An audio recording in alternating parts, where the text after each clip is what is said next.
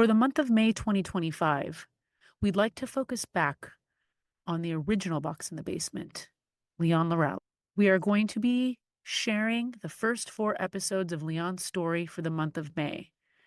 We'd like to invite our audience to join us for a celebration of Leon's life, May 31st, 2025, 11 a.m. to 2 p.m. at Common Grounds Coffee House at 809 Main Street in Brownwood, Texas. Hi, guys. I'm Arlene, your host, and welcome to the Box in the Basement podcast. Thank you so much for joining us today. Today we have Leah joining us. Leah is my life partner in everything. She has been with me for the last 13 years, has been my shoulder to cry on. She has wiped away many of my tears and lets me vent to her whenever I need to.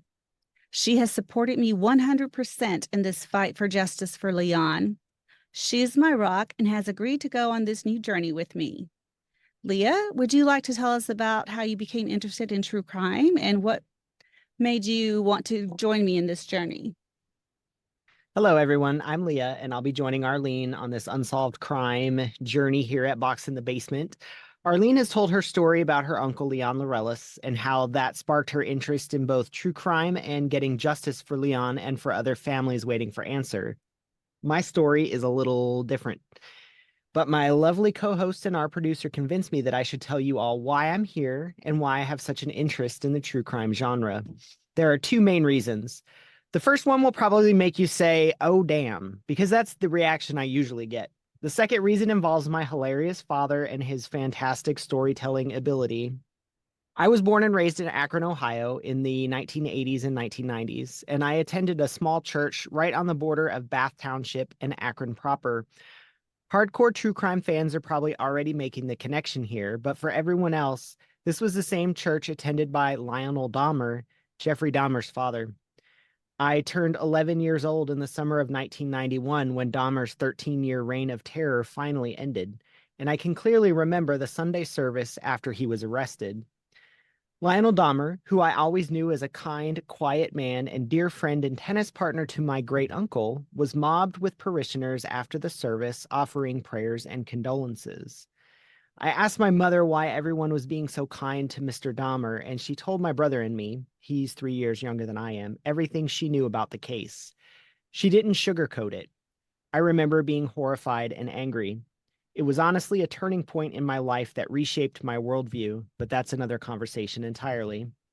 That was the beginning of my interest in the worst, darkest side of humanity. The other reason I got interested in true crime is the same reason I'm a storyteller now, my dad. I grew up on a dead-end street hearing the story of an unsolved murder that happened at the end of that street in Akron, Ohio, before I was born. Though we're mostly interested in unsolved Texas crimes here at Box in the Basement, we'll absolutely cover that case in the future, the murder of Leslie Ann Barker in 1978. My dad is a very animated storyteller, and he really gets into it. From the beginning, he was frustrated and angry that this case wasn't solved, and he never minced words about how he thought investigators mishandled it from jump. He's got a steel trap memory and remembers names, dates, times, and lots of details about the case. He'll be our guest on that episode, so I won't spoil it too much. In any case, his interest in that case and the way he tells the story is a major reason I started watching the old school true crime shows and later listened to true crime podcasts. Today, we also have Bree, our Box in the Basement podcast producer, joining us. Bree and I have worked together for the last couple of years on Leon's case. She is part of my family now. She has been with me through some of the struggles and heartaches dealing with Leon's case. I have such a deep appreciation for her. She is fierce, highly intelligent, compassionate, funny, and a boss.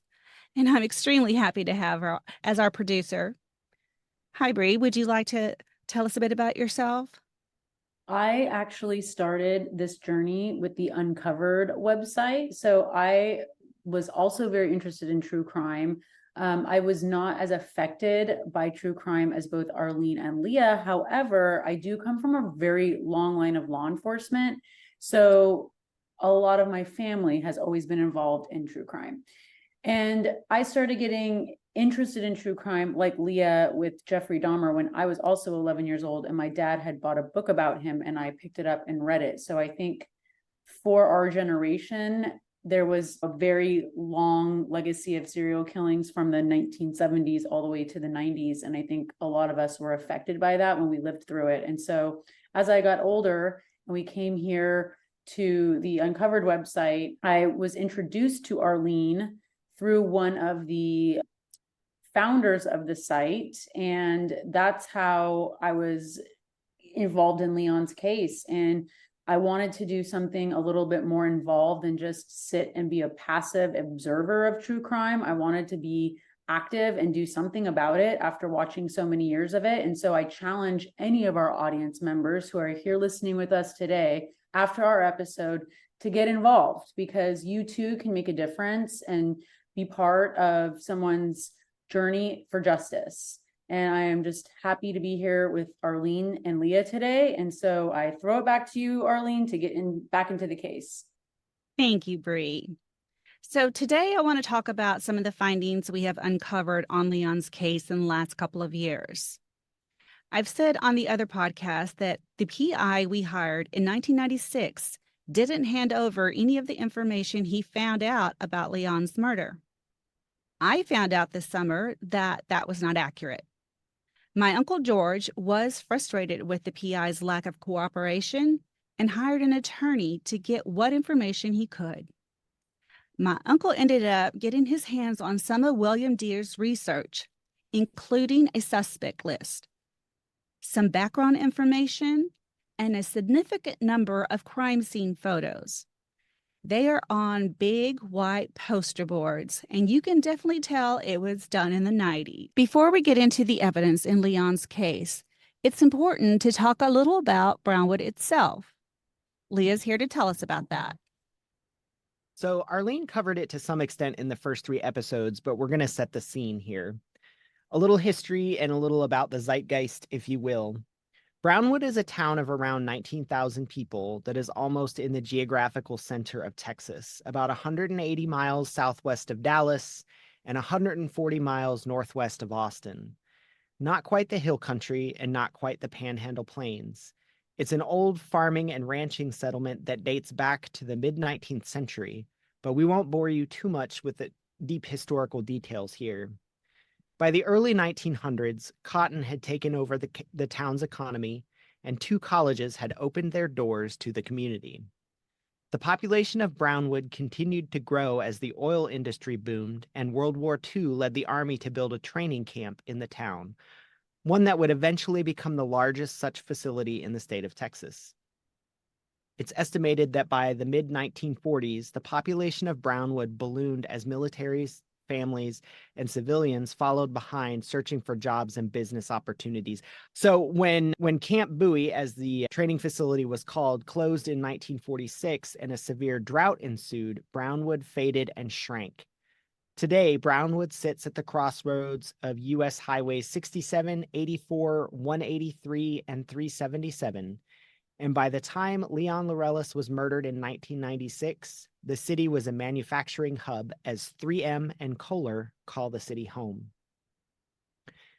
Brownwood is a small town. It's a conservative, religious town, with the largest Christian denomination being Baptist. Brownwood, like many smaller towns in Texas, has a history steeped in bigotry, corruption, and violence that permeates the population's hierarchy at all levels. You can find pictures from a KKK rally in Brownwood just 4 years before Leon's murder. The national director of the Arkansas-based Knights of the Ku Klux Klan himself can be seen bloviating in public underneath the Confederate battle flag. Howard Payne University was recently named one of the worst, most unsafe campuses for LGBTQ+ students in the country. It has an exemption to Title IX, which allows it to openly discriminate against people based on sexual orientation and gender identity, among other things, and still receive federal funding. Just last year, in 2022, a Texas filmmaker planned to do a Pride Film Festival in Brownwood, and he and other involved parties received so much pushback the event was canceled. Public servants were overheard by the event's organizers openly talking about, quote unquote, correcting gay people, which is a not very thinly veiled threat, in my opinion.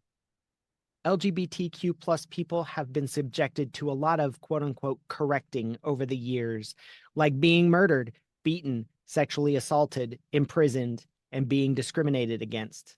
What I'm saying here is that while some things have changed and gotten better for non-white and LGBTQ plus people, there still exists an undercurrent of seething hatred. And if it's still prominent enough to bully people into silence in 2022, then imagine how much worse it was in 1996 when Leon's murder happened. So now let's talk about some of those photos that William Deere handed over. On these crime scene photos, you can see not a single person is wearing protective gear. I've done my research, and in 1996, it was protocol to wear protective gear. Also, you can see that there is a civilian on both sides of the fence. Was he the owner? Why was he there? It seems like he's holding a metal detector, but we're not quite sure why he was there, and he was not wearing protective gear either. Anyone have thoughts on that? So there has been some speculation just to kind of set these crime scene photos, and we'll definitely put them in the show notes for you. The crime scene photos, there are deputies standing around. The Texas Ranger who was working the case at the time is standing there as well. And there is this unknown civilian. We're not really sure. We've kind of had some conflicting information given to us by people who were in the town at the time as to who this person might be. So yes, the question stands is, why was he allowed so close to the crime scene if he was not an investigator? And why would they allow themselves to be photographed breaking crime scene protocol at the time? It doesn't speak very highly of law enforcement and their respect for protocol. I'd also like to point out at this time, in these photos, you can see several deputies, the Texas Ranger, Bobby Grubbs, and also the sheriff. Now, this is where I'd like to remind you that the sheriff recused himself at the moment this crime happened. So why was he there? Not following protocol again. So yeah, we've looked into this too, and at the time, but I think it still stands that way, that if the sheriff recuses himself from an investigation or a case, that means that nobody from the sheriff's department can participate in the investigation. So if he had already, Bill Donahue, who was the he was a sheriff at the time, if he had recused himself from the case, why are he and a handful of deputies standing at the crime scene, once again breaking protocol? It makes sense for the Texas Ranger to be there, but it does raise the question of why was everybody else at the crime scene if they technically weren't supposed to be there? Yes, these are some questions that we'd really like to get the answers to. Hopefully we will one day. Yeah, if it's something that we're not understanding, like they're allowed to, consult on the case when they're called in an informal manner, I'm not sure. These are questions we don't have the answers to as far as, protocol and the actual nuts and bolts of the law, but it does raise some good questions. Bree, do you want to add anything? I think what I would just add is it goes back to the question of, why did Bill Donahue recuse himself? At what point did he recuse himself? Because that is uncertain in this timeline. And we know that the sheriff's office stayed involved for a pretty long time. So it does beg the question to why and when. Yeah. Yes. Some of the other photos that are on these poster boards are of Leon's car, which we honestly didn't know that these photos existed until this summer. We were under the impression that the car was destroyed shortly after the crime took place and that no photos or evidence were taken. It's nice to know that we were incorrect in that assumption. We do have a number of photos of the burned out hulk of Leon's Thunderbird. So we can't really gather a lot of information from those photos because there's not really a whole lot of context. It is interesting that we were led to believe one thing and did find out that the car was kept for at least a little while, and the private investigator was able to take some pretty good photos. Yeah, like Leah said, the photos don't really, give us much information because the car was totally burned. There wasn't much of it left. And the angles are not ideal for gathering information, such as I've always questioned if Leon's seat was in the place that he always kept it, or was it in a different position. And you can't tell that by these photos. Because he was a pretty big guy. So Mhm. and Arlene always said that he'd crank the seat all the way back and recline it. It's really difficult to tell from the pictures if that's the case, or if a shorter guy, smaller guy drove his car out to the murder scene, would they have adjusted the seat, and was the seat adjusted? You just can't tell from the pictures. So the other poster board has a suspect list with 5 names on it. 3 of them we already knew about, but there is still a couple that we're not sure how they tie into Leon's case. So we're looking into that. It was kind of validating to know that some of the people that we kind of had suspected or figured into the equation somehow, and information that we've gotten from some of Leon's friends and coworkers, that William Deere was also on that path. He was also looking at those angles. So now that we've kind of set the scene, let's introduce a few of the major players in Leon's case. 2 major players in Leon's case. The first and most prominent figure in the investigation, in our opinion, is the Brown County Sheriff at the time, Bill Donahue.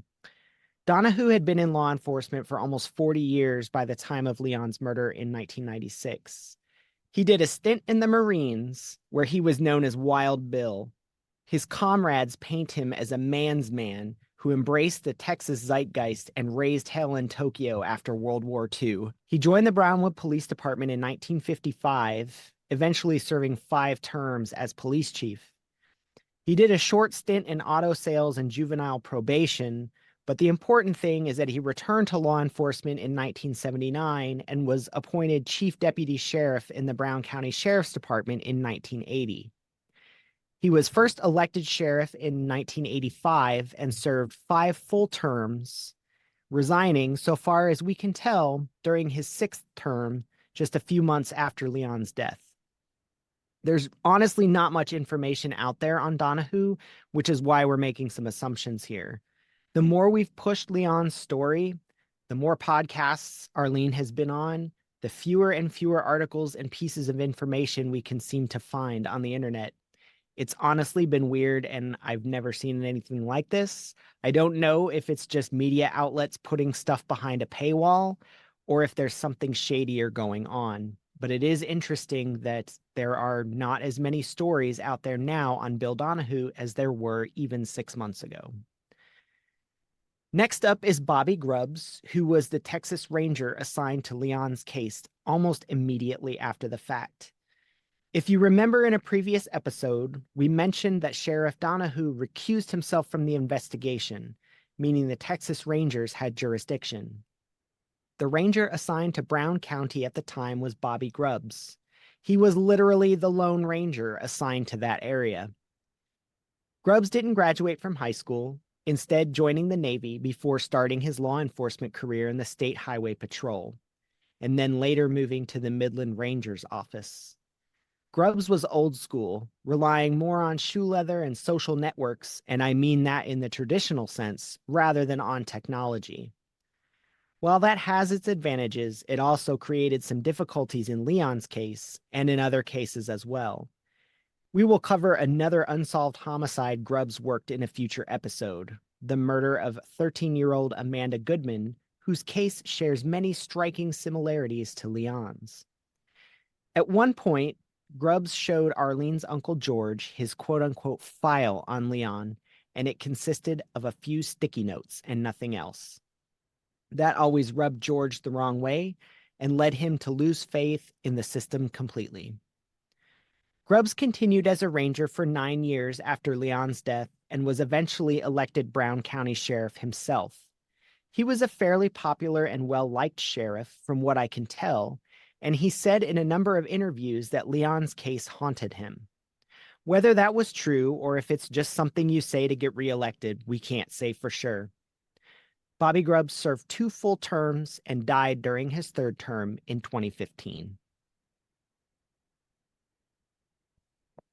Let's take a look at the day of the murder / timeline of events and the associated evidence. So I had the privilege of interviewing Leon's brother and roommate with an uncovered volunteer, Ariana.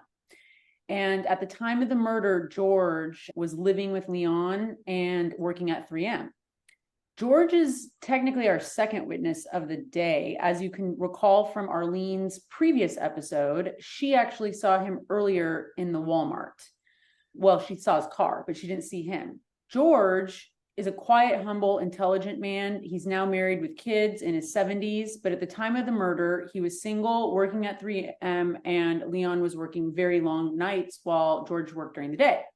They rarely saw each other, but around dinner time, Leon and George would often have dinner before Leon would go to work. George stated that he remembers Leon having two brothers visiting the day of the murder and serving them hamburgers for dinner. These brothers supposedly needed a bank account for something. We don't know what, and Leon did them a favor and opened one up. I think they may have been unable to open one for some reason or the other.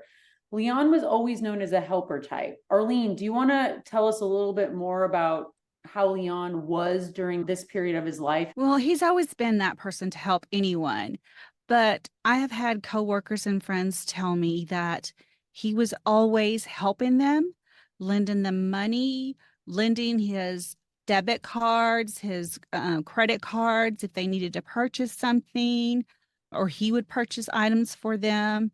He was always just helping people. I don't think he ever said no. In fact, investigators saw that Leon's credit card was still being used after his death, and it turned out someone he had loaned it to was still using it. Is that correct? Yes, the day after his death, someone went and used his Bell's card. So Leon was just known for being incredibly generous and doing favors for people. So again, these people came over, they served him food because that's the kind of generosity that Leon and George would have at the time. And so then Leon would have gotten ready for work. I've heard that he loved to wear clean, perfectly white shoes and t-shirts, and he would go to Kroger's, and it was about a 15-minute drive. He would have gone around 11:30 because he liked to be at work early. He usually liked to arrive at work 15 minutes early so that he could discuss his day and the day with some of the other workers.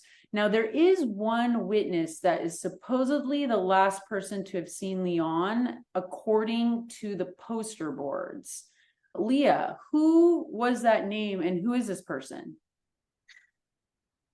Yes. So William Deere, he got some information. And again, we don't have access to his notes, so we're not really sure the context here. But this man was named Lanny Dorset. And according to William Deere, he was the last person or one of the last people seen with Leon right before he died. Again, we're not sure when in the day this happened, but that is the name and the information that we have. I would assume it was sometime between dinner around 6 or 7 at George's house and then 10 or around, it's got to be around 11:30. So somewhere in that time period. We still have to investigate who this person is and why he would have been the last person to see Leon. He would have gone to the parking lot around 11:45, and that is when a Kroger employee supposedly thought she saw him next to another car. Do you want to talk about that a little bit, Arlene, since you discussed it in your last episode? Yes, on my last episode, I mentioned the coworker looked out the window and saw Leon parked in the parking lot, but not in his usual spot because there was another vehicle there. So Leon had parked next to that vehicle. She does not remember what the other car looked like. It was something that at the time she didn't really think too much about it. But the next time she looked out the window, both vehicles were gone.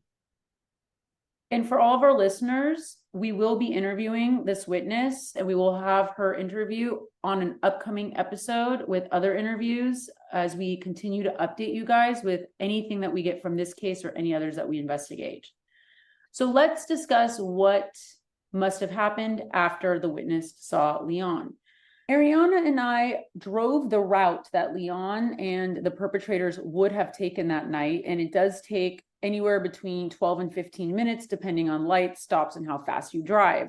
Once you get to the location, it is a gun range out in the middle of nowhere. It's outside of town. It's somewhere near a hospital. So the hospital's kind of out of town and the gun range is in between. When you get there, you go down a slope. So it's not like it's up at the level of the road. You actually go down, and that road will take you down to a railroad track. That railroad track is known for partying. That's where a lot of people would like to go drink, do drugs, do whatever they do near the railroad tracks. They also like to dump trash there. So if you look at the pictures that we have of 1996 and of today, you'll still see the same toilet thrown across over a fence, just sitting there. So you'll see tons of trash, sinks, broken glass, old pieces of furniture, all being dumped at this site. So this location is known for three things: shooting guns, dumping trash, and partying. Once the perpetrators and Leon arrived, they forced Leon out of the car and made him kneel with his head against the fence, and his right hand would have been up against his forehead. The perpetrators would have put the gun to the back of his head. Likely, they were a right-handed, right eye, I would say a right-eyed shooter, because anyone who shoots guns knows that if you have a dominant left eye, you shoot with your left hand, and a dominant right eye, you shoot with your right hand. I'm actually a left-handed shooter, but I'm right-handed. And that's because I have a dominant left eye. So this shooter was a right-handed shooter, possibly dominated right eye, shot through the back of the head, went through and through, and we'll talk more about that with the autopsy, through to his right finger, which must have been leaning on his forehead or by his eye.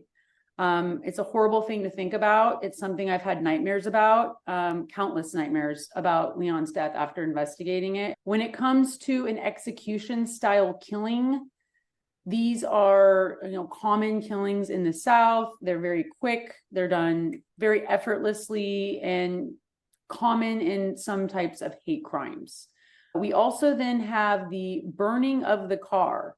So an accelerant was used. It's very clear from the patterns around where the vehicle was located from 1996 in those pictures William Deere took. Till today, you can still see that there are burn patterns where an accelerant must have been used to burn the car. Two passerbys, most likely coming from the hospital, did call 911 after seeing a burning car. The witnesses claimed that there must have been trucks seen at the scene. It was at least one or two trucks. The descriptions of the truck or trucks were a white or a red, or white and red. We're not sure because we've had multiple reports. 1-ton flatbed pickup truck with a gooseneck trailer hitch. Obviously, that type of truck would be used to carry very, very heavy loads, could be used for construction materials, recreational vehicles, also could be used for hauling any type of large thing. So obviously, this is a working truck. It was also claimed to be a Ford in late 70s. So we're talking an old truck once used for some sort of heavy payload. We suspect that the perpetrators maybe would have had this truck parked somewhere on their property, not used very much in public, and pulled it out specifically to commit this crime. The gooseneck trailer hitch is also another enigmatic piece of evidence that always haunts me, because it seems like something that would be really noticeable. Like this truck would be very, very noticeable. However, as many people know driving through Texas, there are a lot of trucks. I'd say, 1 out of every 3 cars is a truck. So they're common. We also know that 911 was called. The investigators got there pretty much immediately. At first, they knew there was a burning car. They did not see the body. The body was about 10 feet in front of the car. You can actually, in the pictures, kind of see where everything happened. And we will put those in the show notes and potentially make this a YouTube video where you can see the evidence, and we will make it more visual. Once his body was collected, he was taken to Travis County medical examiner, where Ricardo Bayardo was responsible for his autopsy. So let's delve into the details of the autopsy report. First off, he was shot in the back of the head, as we said earlier, specifically the right lower area. The bullet entered his head about 2 inches above the neck and an inch to the right of the center line of his skull. So this means it was close range, what we also often call execution style. The entry wound was star-shaped and about 3/4 of an inch across. And there was also blackening and charring, signs that the gun was fired very close to his head. And inside the wound, there was a lot of gunpowder residue. The bullet traveled from the back to the front of his brain, causing massive damage and fracturing his skull bones. It then exited through his left eyebrow, 2 inches to the left center of his forehead, and the exit wound was irregular, about 1 inch wide. The force was so severe that it tore his eyelids and his left eye was ruptured. Additionally, there's another part of this tragic puzzle. The bullet re-entered his body through his thumb, which was near his left eyebrow at the time. So right here, this wound on his thumb was long and uneven, and there was a minor scrape between his right thumb and his index finger.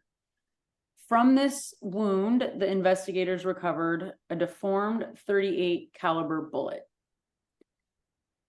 And then the bullet was carefully stored in a special envelope and handed over to Officer McCoy of the Brown County Sheriff's Department at 9:45 a.m. Now, we now find out it was a .38, and Leah, you're a bit of a weapons specialist, I would say. What can you tell us about the weapon that was used in Leon's murder?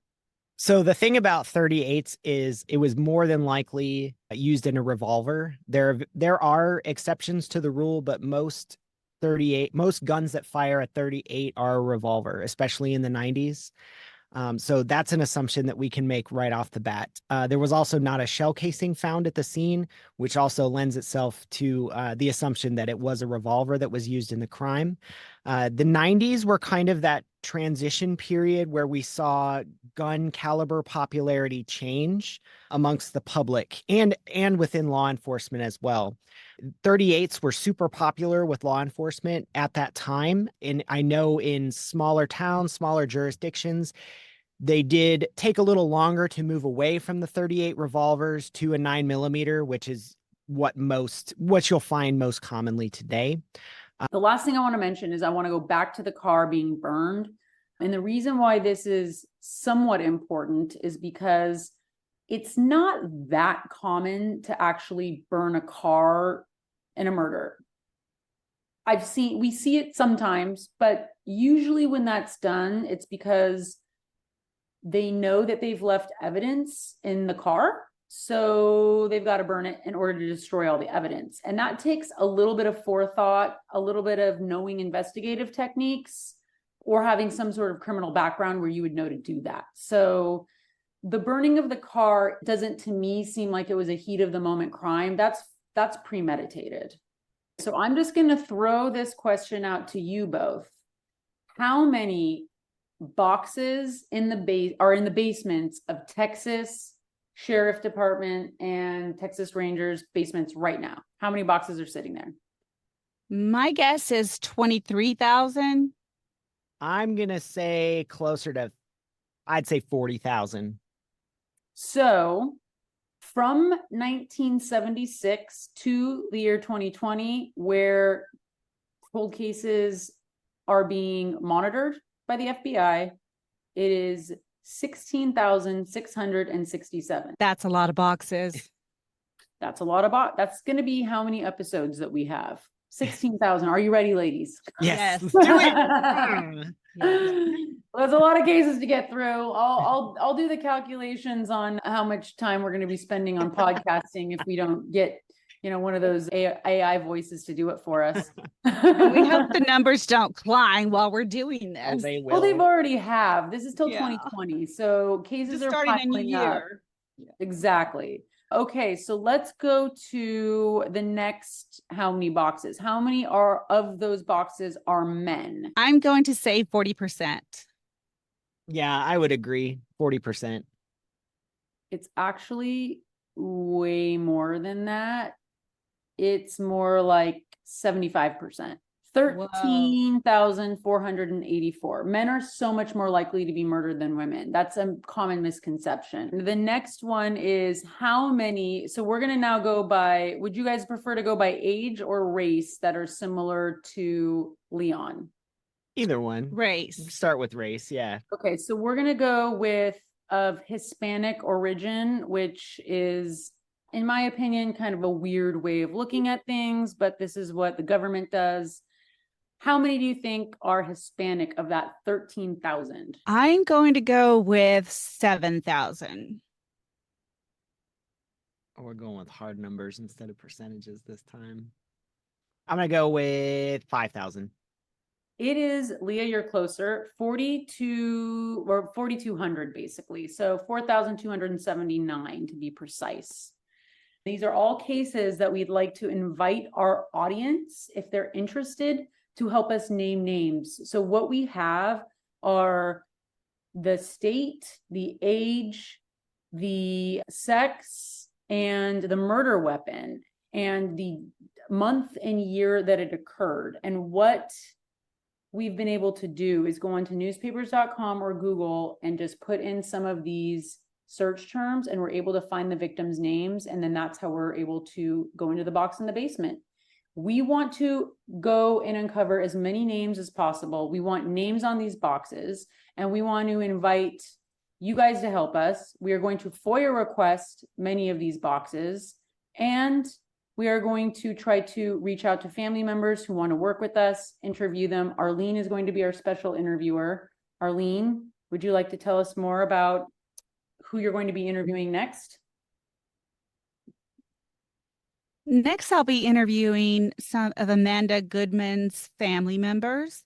Amanda Goodman was 13 years old, living in Brownwood, Texas, when she was also executed. And there are many similarities to Leon's case. So we are going to delve into that case next.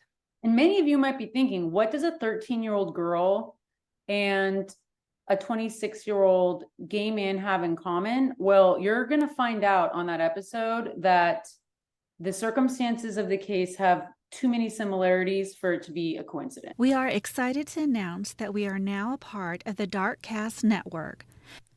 Darkcast Network, the best in indie podcasts. Check out all the great shows at darkcastnetwork.com. If you think bringing unsolved cases is important, then please take a moment to rate and review our podcast. Also, please like and follow our pages on all social media platforms for Box in the Basement podcasts and Justice for Leon Laureles. You can now also find us on YouTube. If you like what you hear, please do us a favor and subscribe. It would help so much, my lovelies. Also, please share this episode so we can bring awareness to these lesser-known cases, so we can reach more people in hopes that someone who may know something will come forward. I'd also like to ask that you sign my petition for my Uncle Leon Laureles' case to be reopened and reviewed with fresh eyes. And you can find our petition on change.org. This podcast has a bigger purpose than just providing information and entertainment. The Homicide Victims Families Rights Act is a bipartisan bill that was signed into law by Congress in 2021, and we want to see it put into action. This law establishes a systematic process for reviewing case files related to cold case murders. The focus is on providing a mechanism for the families and friends of murder victims to request a formal review of such cases.